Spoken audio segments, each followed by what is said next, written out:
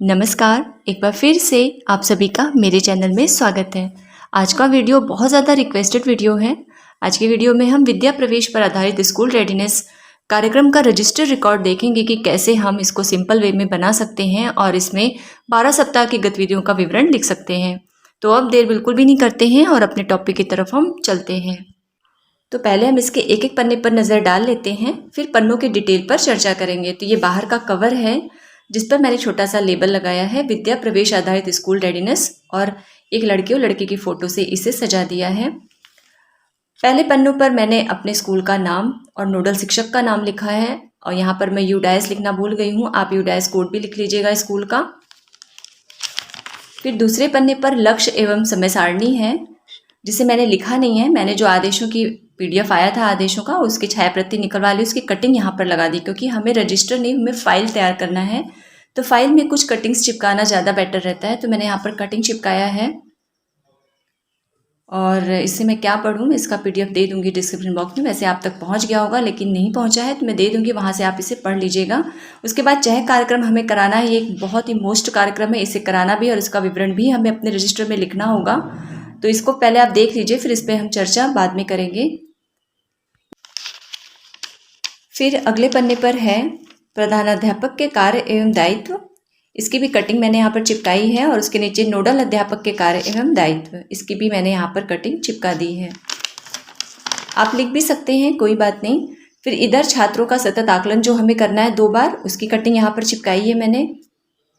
अब ये जो हमारे लिए सबसे इम्पॉर्टेंट है आकलन प्रपत्र, तो मैंने इसे चिपकाया नहीं, मैंने इसे स्टेपलर कर लिया है। यहाँ पर 2 प्रतियाँ हैं इसकी और इस पर मैं एक अलग से वीडियो बनाऊंगी, विस्तृत जानकारी उसमें रहेगी इसके बारे में। इसे हमें हर बच्चों के अभिभावकों को बांटना होगा। इसे कैसे करना है, किस किस TLM का यूज़ करके इसे करना है, सब पे चर्चा हम अगले वीडियो में करेंगे। फिर यहाँ पर कक्षा 1 में नामांकित छात्र, क्योंकि हमें अपने छात्र का ब्यौरा लिखना है तो यहाँ पर क्रम संख्या, फिर बच्चों का नाम, अभिभावक का नाम और उनका मोबाइल नंबर। और ये मैंने अपनी तरफ से बना के रखा हुआ है, पहला आकलन और दूसरा आकलन, इस पर भी हम चर्चा आगे करेंगे। उसके बाद हमें बच्चों के साथ छोटी छोटी प्रार्थनाएं करानी, हफ्ते में 2 दिन। तो यहाँ पर मैंने 2 प्रार्थना जो मुझे सबसे अच्छी लगती हैं बच्चों के स्तर के अनुसार, यहाँ पर मैंने लिखा हुआ है। अब यहाँ से हमारी शुरू होती है सप्ताह 1 की गतिविधियाँ। तो एक पन्ने पर मैंने 3 दिन के सप्ताह को 3 दिन की गतिविधियों को कवर किया है, सोमवार, मंगलवार और बुधवार। सॉरी, ये शायद दूसरा पन्ना खुल गया है। सोमवार, मंगलवार, बुधवार एक तरफ मैंने कवर किया है और गुरुवार, शुक्रवार, शनिवार अगले पन्ने पर कवर किया है। तो बस ये हो गया हर पन्ने पर एक नज़र। अब हम एक एक पन्ने पर डिटेल में चर्चा करते हैं। तो इस पर तो कुछ खास बताने लायक नहीं है, इसे आप और भी अच्छा सजा सकते हैं। फ्रंट पेज पे हमें अपना इंट्रोडक्शन लिखना है, अपने स्कूल का नाम, अपना नाम, यूडाइस कोड। सेकंड पेज पे लक्ष्य और समय सारणी है, इसे आप पढ़ लीजिएगा PDF में और इसकी कटिंग आप चिपका सकते हैं। अब आते हैं हम, जो मुख्य हमारा काम है वो है चयन कार्यक्रम का डिटेल लिखना। इस पर थोड़ा सा एक नज़र डाल लेते हैं। तो चयन कार्यक्रम का डिटेल हमें ज़रूर लिखना है। पहले हम समझ लेते हैं कि चयन कार्यक्रम हमें कराना क्यों था। चयन कार्यक्रम हमें अपनी कक्षा 1 के बच्चों के अभिभावकों को जागरूक करने के लिए करना था और साथ में उन्हें ये भी समझाने के लिए करना था, क्योंकि 3 महीने हम उनके बच्चों को सिर्फ खेल खिलाने वाले हैं, गतिविधियां कराने वाले हैं। और आपने देखा होगा कि अभिभावकों को ये समझ में नहीं आता, उन्हें लगता है कि ढेर सारा होमवर्क मिल जाए तो ही वे समझते हैं कि कक्षाओं में पढ़ाई हो रही है। अक्सर उनकी शिकायत रहती है कि होमवर्क नहीं मिलता। तो खासकर इसका उद्देश्य यही था कि उन अभिभावकों को हम बुलाएं और उनसे कहें कि हम 3 महीने आपके बच्चों के साथ जो गतिविधियां कराने वाले हैं उसका उद्देश्य क्या है, ये सब उनको समझाएं और उनको उसमें सहयोग देने के लिए प्रेरित करना है। तो ये इसका उद्देश्य है। तो इस पर मैंने लिखा हुआ है सबसे पहले हेडिंग चयन कार्यक्रम, जिसमें बाल वाटिका कार्यक्रम की उपयोगिता से अभिभावकों को जागरूक करने के उद्देश्य से चयन कार्यक्रम का आयोजन 18/4/2022 दिन सोमवार को किया गया।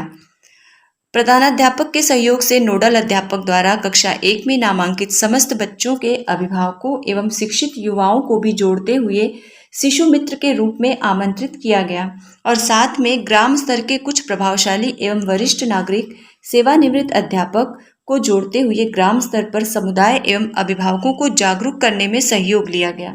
इस कार्यक्रम में अभिभावकों के साथ पारस्परिक सौहार्दपूर्ण संबंध स्थापित करते हुए उनसे अनुरोध किया गया कि इसमें 2 पॉइंट है। अभिभावक बच्चों को नियमित विद्यालय भेजेंगे और दूसरा, अभिभावक समय समय पर घर में बच्चों से विद्यालय में सीखी गई गतिविधियों के बारे में पूछेंगे। यहाँ पर नोडल शिक्षक अपना नाम लिखेंगे। तो बस ये था चहक कार्यक्रम का डिटेल। अब आगे देखते हैं। अगले पन्ने पर मैंने प्रधानाध्यापक के कार्य एवं दायित्व के कटिंग चिपकाई हुई है। इसे अगर मैं पढ़ूंगी तो वीडियो काफ़ी लंबा हो जाएगा, तो मैं इसका PDF अपने डिस्क्रिप्शन बॉक्स में उसके लिंक दे दूंगी। आप वहां से इसे डाउनलोड करके पढ़ लीजिएगा और आप इसे लिख भी सकते हैं और इसकी कटिंग भी चिपका सकते हैं, दोनों चीज़ें कर सकते हैं। लेकिन क्योंकि फाइल बनाने का निर्देश हुआ है तो कटिंग अगर हम चिपकाएंगे तो ज़्यादा सुंदर लगेगा। फिर नीचे नोडल अध्यापक के कार्य एवं दायित्व की कटिंग मैंने चिपकाई हुई है। अब देखते हैं नेक्स्ट पेज पर। फिर अगले पन्ने में है छात्रों का सतत आकलन। हमें 2 बार आकलन करना है, एक बार स्टार्टिंग के 2 सप्ताह के बीच में और फिर गतिविधियों का संचालन होने के बाद। तो इसका डिटेल भी आप PDF से ही पढ़ लीजिएगा। अब चलते हैं नेक्स्ट पेज पर। इसके बारे में जानना हमारे लिए मोस्ट इम्पॉर्टेंट है। यह आकलन प्रपत्र, इसकी 2 प्रतियां रहेगी। एक प्रतियों में इस तरह से हमें डिटेल भरना है, यहाँ बच्चे की फ़ोटो भी रहेगी और ये कुछ आकलन के मुख्य बिंदु लिखे हैं, इसी के आधार पर हमें आकलन करना होगा। आकलन हमारा रेटिंग स्केल 1 से 3 का होगा। अगर बच्चे स्वयं करते हैं तो उन्हें नंबर 1 की रेटिंग दी जाएगी, अगर मदद से करते हैं तो नंबर 2 की और बिल्कुल नहीं कर पाते हैं तो नंबर 3 की। इसके बारे में मैं अलग से एक वीडियो बनाऊंगी, उसमें मैं डिटेल में आकलन के विषय में चर्चा करूंगी। अब देखते हैं दूसरे आकलन प्रपत्र को। ये कुछ 10 संकेतक दिए गए हैं जिनके आधार पर हमें आकलन करना है। पहला और दूसरा आकलन दोनों के सेम ही संकेतक रहेंगे और इसमें आकलन करके हमें रेटिंग दे करके इसे अभिभावक को देना है, ये भी अपने बच्चों की प्रगति को समझें। अगले पन्ने पर मैंने कक्षा 1 में नामांकित छात्रों का नाम, अभिभावक का नाम और मोबाइल नंबर लिखा है। अभी हमारे विद्यालय में कक्षा 1 में 12 बच्चों का ही नामांकन हुआ है, तो उन्हीं का नाम मैंने लिखा हुआ है यहाँ पर, और अभिभावक का नाम और मोबाइल नंबर, क्योंकि हमें अभिभावकों से निरंतर संपर्क बनाए रखना है। और उसके आगे वाले पन्ने पर मैंने 2 कॉलम बनाए हैं, पहला आकलन और दूसरा आकलन। ये मैंने अपने लिए बनाया हुआ है, क्योंकि जब भी हम बच्चों का आकलन करेंगे तो उन्हें हमें रेटिंग देना है। तो जैसे मान लीजिए पहला बच्चा है शिवानी, तो इसका मैंने आकलन किया और यह अपना काम स्वयं कर लेती है, तो नंबर 1 की रेटिंग इसको मिली है। तो नंबर 1 के नीचे मैं यहाँ पर टिक लगा दूंगी। जो बच्चे 2 की रेटिंग वाले रहेंगे वे 2 के नीचे उनका टिक लगेगा। जैसे दूसरा बच्चा है शौर्या, ये मान लो इसे 2 की रेटिंग मिली है तो 2 के नीचे मैं इसका टिक लगाऊंगी। ये अपने लिए मैंने रिकॉर्ड रखने के लिए ऐसा बनाया है, आप इसे स्किप भी कर सकते हैं।